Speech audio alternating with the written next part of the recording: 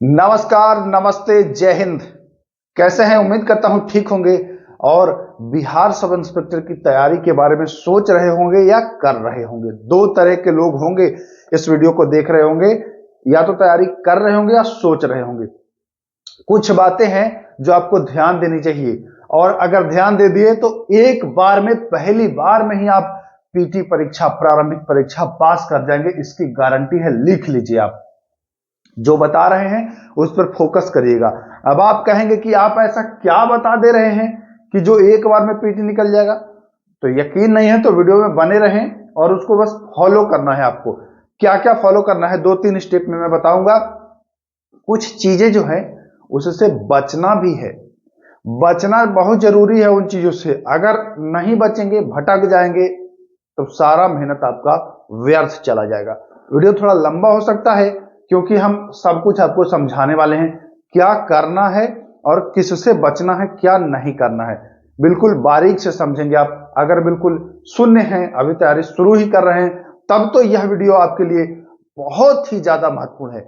और अगर आप तैयारी करते हैं, पहले कभी आपने किया है, तब भी आपके लिए यह वीडियो इंपॉर्टेंट है, क्योंकि आपने जो गलतियां की है वो गलतियां इसमें नहीं करना है, मैं बताने वाला हूं।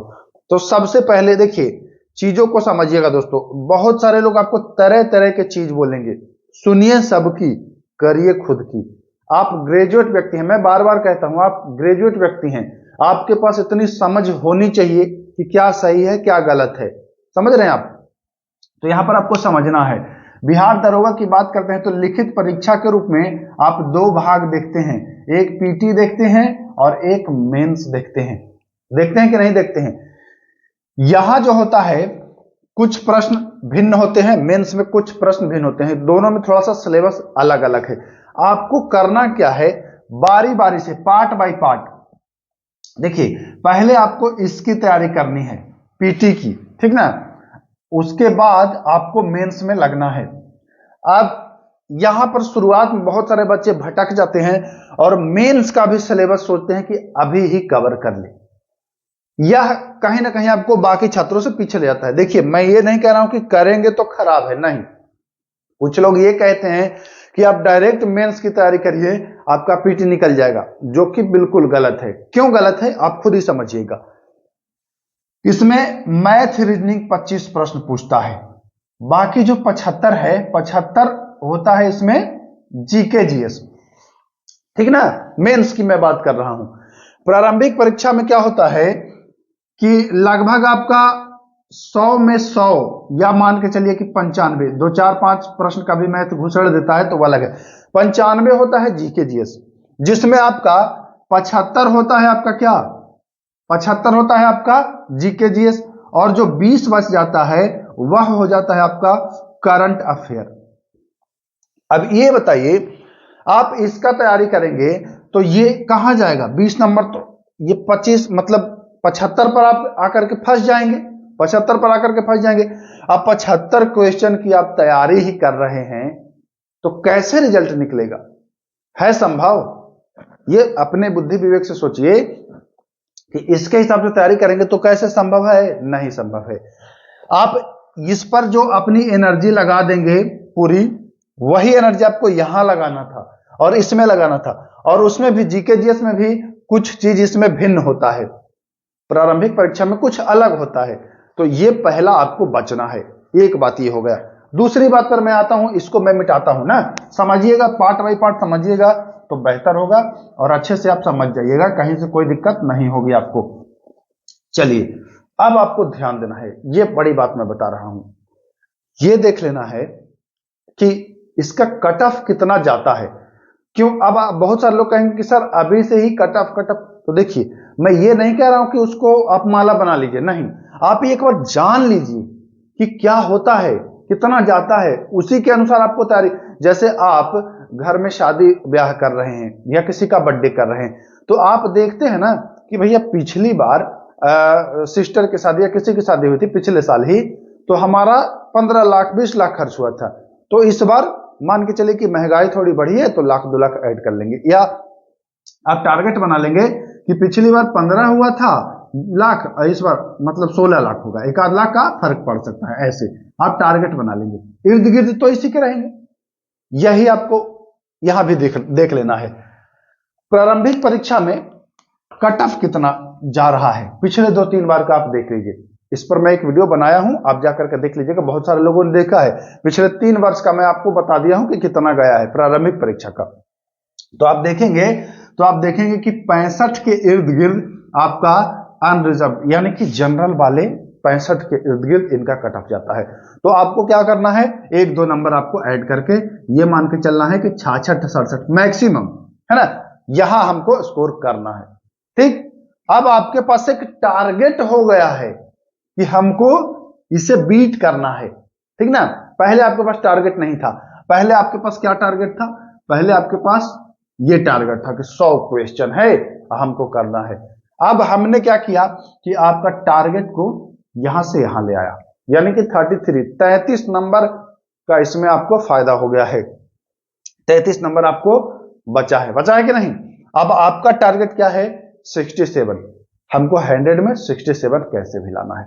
ठीक, इसके देखिए बाजार में, मार्केट में, और खास करके सोशल मीडिया मार्केट में, इससे आपको थोड़ा सा सावधानियां बरतनी है। क्या सावधानियां बरतनी है, अभी आप देखेंगे, जब अभी तो कम निकला है, जब वैकेंसी आ जाएगी तो बहुत सारे लोग आएंगे मार्केट में, बहुत सारे लोग आएंगे। कोई अपना पीडीएफ लेकर के आएगा कि रट लो ये पीडीएफ, इसी से रिजल्ट हो जाएगा। देखिए मैं जो भी बात बोल रहा हूं बिल्कुल 100% सही बोल रहा हूं। बहुत तरह तरह के लोग आएंगे, कोई अपना पीडीएफ लेके आएगा कि रट लो, इसी से सब हो जाएगा। कोई अपना नया बैच लॉन्च करेगा, ठीक ना, नया बैच लॉन्च नाम करेगा, और बैच का नाम भी तरह तरह का देगा, आप प्रभावित हो जाएंगे। मैं ये नहीं कह रहा हूं कि बैच खराब है, चीज आप अपने हिसाब से करिएगा और समझ समझ के करिएगा। क्या करना है, जैसे कोई निकालेगा कि हमारा 20 पीडीएफ पढ़ लो सारा, तो अब ये बताइए 20 पीडीएफ और 30 पीडीएफ और 50 पीडीएफ से क्या रिजल्ट हो जाएगा? ऐसा लगता है आपको? एक बार करके देख लीजिए आप, अगर लगता है तो खाली हाथ वापस ना आए तो कहिएगा। दूसरा, कोई कहेगा कि हमारा बैच खरीद लो, हम ये पढ़ा देंगे। ठीक है, बैच खरीद लेना, अगर लगे कि अच्छा है तो बैच खरीदना, अवश्य खरीदना, लेकिन साथ ही साथ आपके जो बेसिक चीज मैं पहले बताया हूं, जो बेसिक किताब मैं बताया हूं, उसको नहीं छोड़ना है। ये नहीं कोई कहेगा बैच खरीद लो, कुछ भी पढ़ने की आवश्यकता नहीं, तो बच्चा क्या सोचता है कि कम पढ़ना पड़े और रिजल्ट हो जाए, है ना, कम पढ़ना पड़े और रिजल्ट हो जाए, उसी चक्कर में बैच खरीद लेता है और किताबों को भूल जाता है। वो नहीं करना है आपको। जो भी मैं किताब सजेस्ट किया हूं, सभी लोग सजेस्ट करते हैं, उसमें एक लूसेंट होता है, और या तो आप स्पीडी ऐड करिए या क्राउन ऐड कर लीजिए, लूसेंट और क्राउन, और एक आता है सार संग्रह, एनसीईआरटी का उसमें निचोड़ रहता है ना, वो 3 आप कर लीजिए, वो हो जाएगा। या बहुत सारे लोग कोई अन्य बुक बताएंगे, तो मतलब हमारा कहने का ये मतलब है कि कोई एक बुक पर आश्रित मत रहिएगा कि कोई कह दिया कि खाली लूसेंट, तो खाली लूसेंट पकड़ के बैठे, होगा कुछ नहीं, लिख के मैं दे देता हूं। या कोई कह दिया कि खाली स्पीडी, तो खाली स्पीडी पकड़ के बैठे हैं, कुछ नहीं होगा। कोई कह दिया कि खाली दृष्टि, तो मतलब खाली एक बुक पर नहीं आपको भरोसा करना है, आपको 2-3 बुक है वो आपको कवर करते हुए चलना है, और साथ ही इनसे तो जुड़ना ही है अगर चाहते हैं तो, ठीक ना, चाहते हैं तो जुड़िए, लेकिन अगर ये कुछ भटकाएं, गलत राह ले जाएं तो नहीं जाना है। अगर जाएंगे तो बिल्कुल भटक जाएंगे, सिलेक्शन नहीं होगा, ये मान लीजिए। यहां पर एक चीज और समझिएगा, बहुत सारे कोचिंग संस्थान में आपने देखा होगा कि बच्चों की संख्या होती है 70,000, 80,000, 1-1 लाख खाली दरोगा की तैयारी करने, और सीट आता है कितना, 2,000। जरा सा यहां पर आपको समझना है, अपनी खुद बुद्धि विवेक से समझना है। अब सारे टीचर कहते हैं कि मेरे यहां पढ़ो, सिलेक्शन पक्का, तो एक टीचर 1 लाख बच्चों को पढ़ा रहा है, बड़े बड़े टीचर हैं जो और ज्यादा बच्चों को पढ़ा रहे हैं, तब तो सारे बच्चे इन्हीं के होने चाहिए थे, पास होने चाहिए थे कि नहीं होने चाहिए थे? फिर हम जैसे बच्चे कहां जाएंगे जो घर से तैयारी कर रहे थे? यह बात आपको सोचना है कि हम जैसे बच्चे कहां जाएंगे जब सारे बच्चे यहीं के होंगे तब, और सीट है 2,000, और एक मास्टर 1 लाख बच्चा पढ़ा रहा है, तो तो ये कैसे संभव है कि भैया 2000 बच्चा कहां से और बाकी तो सब खत्म? तो नहीं, यही चीज आपको समझना हो, ये समझ गए तो काम हो जाएगा। आपको अपने कंटेंट बुद्धि विवेक से ध्यान देना है कि जो भी मैं बुक बताया हूं, जो किताब मैं बताया हूं, या जो भी जिसको भी आप अपना मानते हैं गुरु, वो जो भी आपको बताए हैं उस पर आपको फोकस कर देना है, वो किताब आपको अवश्य पढ़ना है। ठीक, पहली बात। दूसरा जो सबसे महत्वपूर्ण बात मैं बता रहा हूं, ये भी बहुत इंपॉर्टेंट है। कुछ जटिल प्रश्न आपको देखने को मिलता है। जब मैं कहता हूं कि प्रीवियस ईयर क्वेश्चन करके जाइएगा, तो आप जब प्रीवियस ईयर क्वेश्चन करने जाते हैं तो देखते हैं कि कुछ जो प्रश्न हैं वह बहुत ही ज्यादा जटिल हैं। कैसे हैं? बहुत ही ज्यादा जटिल, मतलब कठिन है। और उस जटिल क्वेश्चन के फिराक में आप तमाम बुक खंगाल डालते हैं, कहीं मिलता नहीं है ना? और उसके लिए भारी भारी किताब आप पढ़ना शुरू कर देते हैं। तो ये चीज आपको बचना है। 2-3 जटिल प्रश्न आपको सभी समस्त परीक्षा में मिलेगा, उसको आपको इग्नोर करना है। यहां तक आपको समझ में आ गया? समझ में आ गया। आखिरी जो फाइनल बात है, इस पर आपने फोकस नहीं किया तो कुछ नहीं किया। अब आपको प्रैक्टिस सेट्स लगाने हैं। मार्केट में बहुत सारे प्रैक्टिस सेट्स आएंगे, या जब आप बैच परचेज करते हैं तो ये ध्यान दीजिएगा कि हम जिस लेवल की तैयारी कर रहे हैं, सब इंस्पेक्टर लेवल की, क्या हमें उसी लेवल का क्वेश्चन कराया जा रहा है कि या बहुत ज्यादा हायर लेवल का मिल रहा है मुझे? जैसे कुछ लोग अपना नाम कमाने के चक्कर में कि मैं तो बहुत ही एकदम कठोर कठोर पढ़ाता हूं, है ना, परीक्षा है दरोगा का और क्वेश्चन ला दिए हैं एकदम यूपीएससी लेवल का, बीपीएससी से भी ऊपर का, समझ गए? तो उनसे भी बचना है। कुछ लोगों का मैं प्रैक्टिस सेट देखता हूं, तो प्रैक्टिस सेट इतना मतलब कठोर बना देते हैं, कठिन बना देते हैं कि बच्चे 45-50 नंबर लाने में वो रो जाते हैं। अब उनको लगता है कि हमारी तैयारी कमजोर है। कमजोर नहीं है तैयारी। जब आप एग्जाम दीजिएगा तो आप खुद महसूस करिएगा कि परीक्षा हॉल में बहुत ज्यादा कठिन मतलब क्वेश्चन नहीं रहता है, सामान्य क्वेश्चन रहता है, इजी टू मॉडरेट रहता है। कुछ प्रश्न जो होते हैं वो कठिन होते हैं, और आप क्या करते हैं कि जो मॉडरेट और इजी प्रश्न जो होता है उसी में आप गलती कर देते हैं, लगभग 5-6 प्रश्न। आप याद करिए, अगर परीक्षा दिए हैं कभी पहले तो आप याद करिए, आप हर बार 5 से 7 प्रश्न जो एकदम इजी टू मॉडरेट था उसको आपने गलत कर दिया, उसको आपने पढ़ा भी था और गलत कर दिया। तो आप अपना ये नहीं बचा रहे हैं, आप 2-3 कठोर के चक्कर में पड़े हैं और अपना 5-7-8 अपना बर्बाद कर रहे हैं। तो ये नहीं करना है आपको। देखिए, बहुत ज्यादा भारी भरकम नहीं आता है, पहाड़ तोप नहीं आता है परीक्षा में। आप परीक्षा दिए होंगे, आप प्रीवियस ईयर देखिए, तो सामान्य चलता फिरता प्रश्न ही आता है। तो उसी के हिसाब से आपको चलता फिरता ही तैयारी करना है। ये नहीं कि आप खूब लाद लिए एकदम कठोर कठोर। भाई आपको ये देखना है कि हम जिसकी तैयारी कर रहे हैं हमें उसी के हिसाब। इसलिए मैं बार बार कहता हूं कि प्रीवियस ईयर का एक बार अवलोकन जरूर करिएगा, झांकिएगा जरूर, देखिएगा जरूर कि प्रश्न कैसे पूछता है, कहां से पूछता है ना, ये सारी चीजें। इन सब के लिए मैं आपको अलग अलग वीडियो उपलब्ध करा दिया हूं। बिहार सब इंस्पेक्टर में जो भी प्रीवियस ईयर में टॉपिक पूछा गया है, जैसे कुछ टॉपिक है जो बार बार पूछा गया, तो इन सारे सब्जेक्ट का अलग अलग मैं आपको वीडियो उपलब्ध करा दिया हूं, चाहे वो हिस्ट्री का हो, पॉलिटी का हो, ज्योग्राफी का हो। आप जाकर के देख लीजिए कि कौन कौन सा टॉपिक जो है वह बार बार पूछा जाता है। आप जब देखेंगे तो आपको खुद देखिए, मैं फिर कह रहा हूं कि आप एक ग्रेजुएट व्यक्ति हैं, आप स्नातक पास हैं, आपको इतनी जानकारी होनी चाहिए कि क्या सही है क्या गलत है। अगर आप यही नहीं जान पा रहे हैं तो बताइए कैसे आप दरोगा बनेंगे? आपको यही नहीं पता है कि जो मार्केट में है क्या वो चीजें सही है कि नहीं है, ये आपको खुद फैसला करना है। देखिए, तैयारी बहुत लोग कराएंगे, बताएगा कोई नहीं, क्योंकि सबको अपना बेचने की पड़ा है। अगर सब कोई बता देगा सारी चीजें तो आप क्यों खरीदेंगे? फिर उसका खरीदेंगे? अगर वो बता देगा, जैसे मान के चलिए कि मैं पीडीएफ बेच रहा हूं, मैं कोर्स बेच रहा हूं, तो मैं बता दूं कि भाई मेरे कोर्स से नहीं होगा या मेरे पीडीएफ से नहीं होगा, तो क्या आप खरीदेंगे? आप क्यों खरीदेंगे? कहेंगे अरे यार ये तो खुद ही कह रहा है कि मेरे कोर्स से नहीं होगा। तो ऐसा कोई नहीं कहेगा, समझना है आपको। कोई भी अगर कहता है कि बस ये पीडीएफ पढ़ लो, इससे बाहर नहीं आएगा, तो समझ लीजिए कि ये चूना लगा रहा है।